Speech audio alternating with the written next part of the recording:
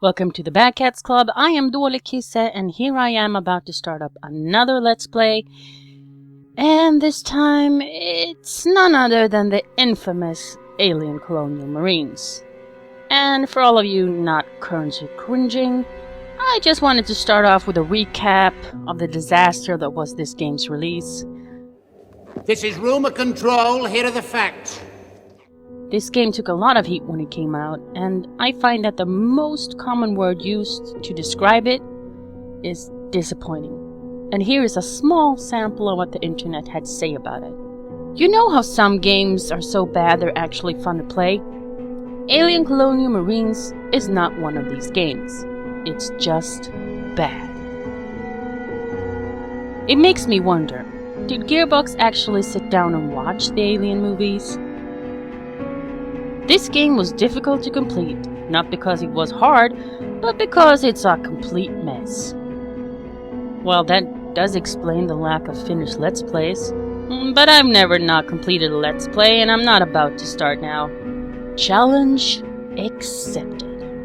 Okay, so what does Sega have to say about this game that I bought for a quarter of the price a week after it came out? Another glorious day in the Corps. Another glorious day in the Corps. Buckle up, soldier. Welcome to Alien Colonial Marines. Created by Gearbox. Well, sort of, I guess. The critically acclaimed fan-favorite developers of Borderlands. Not so fan-favorite now, though.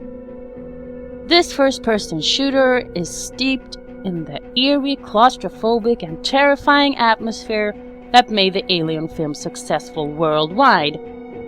Even though I heard that the aliens in this game are about as threatening as a Ritz cracker. You and your friends, that is if you can find someone dumb enough to sit down and play this piece of shit with you, will become the most badass military outfit in the galaxy. Check it out. I am the ultimate badass. Yes. It's down to you not just to survive, but wipe out the Xeno infestation, bringing us a true sequel to Aliens. Not the way I hear it, but okay. Get tooled up with classic marine weapons. We got tactical smart missiles, phase plasma pulse rifles, RPGs, we got sonic electronic ball breakers. We got nukes, we got knives, sharp sticks. Knock it off. Using authentic environments, you will be immersed in an eerie atmospheric world where any moment could bring your death. 17 days? Hey man, I don't want to rain on your parade. We're not going to last 17 hours. Well, good thing the campaign is only about 5 hours long then. Okay, so here's a quick rundown on what actually went down with this game. In 2006, Sega got the rights to Alien, and started off planning 2 games, this first-person shooter and an RPG. The RPG was later scrapped, and Alien Colonial Marines was delayed many times. So Sega gets Gearbox in and tells them they want to make a Call of Duty clone, but Gearbox is busy making Borderlands 2 and hands it over to Timegate. And after they spend about 1.5 years on the game, Gearbox takes it back and reworks it again. Now this is in 2012, which is 7 or so years after the game was first announced, so it's not like they didn't have a lot of time to make it good or playable. But what do I know about life? Both Gearbox and 20th Century Fox has said that this game is part of the official Alien canon and takes place between Aliens and Alien 3. The problem with that is that this game just pisses on what actually happened in those movies. Hicks isn't dead. No, he got pulled out of his cryopod by Wayland Corp and held prisoner. For some reason, they didn't take Ripley or Newt. Why not? Nobody knows. Why did Wayland put some other guy in his cryopod? No idea. And who is this guy that the prisoners are cremating? Well, your guess is as good as mine. Anyone else says, because Gearbox has yet to comment on that. Colonial Marines takes place on the same planet as Aliens does, and we see a lot of the same environments, even though at the end of Aliens this happens. So even though it was supposed to be a 40 megaton blast with a radius of like 18 miles, Really, all that running and screaming and getting to the ship was totally uncalled for.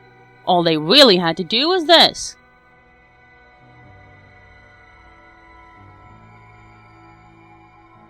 So this game takes place about 17 weeks after Aliens. And in that time, Wayland Corp has returned to LV-426, built a state-of-the-art research facility, staffed it with top-of-the-line scientists, captured, bred, and studied Xenos.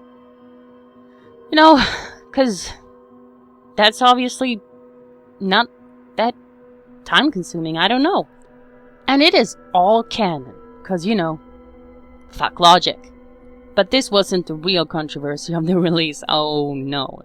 What really pissed people off wasn't the retarded storyline, the clearly broken game, or the fact that Xenos were about as threatening as your average blade of grass. No, what really got Sega into trouble was the demo they showed at E3.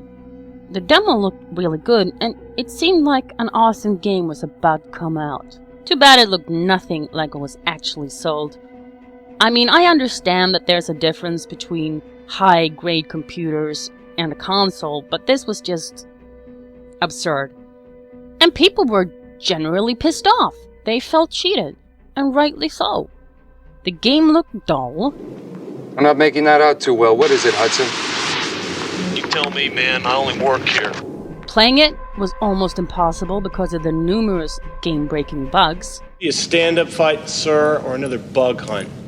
And the Xenos were just way too easy to kill. If you were running low on bullets, you just bust their faces in with the butt of your gun and boom, they're dead. And it doesn't matter if multiple aliens show up at once. Nah, you'll be fine. Because just one of those things managed to wipe out my entire crew in less than 24 hours. Really? What a bunch of pussies. So there you have it. Piece of shit game that has no reason for existing except to piss people off. And I'm gonna play it. Why? I don't know.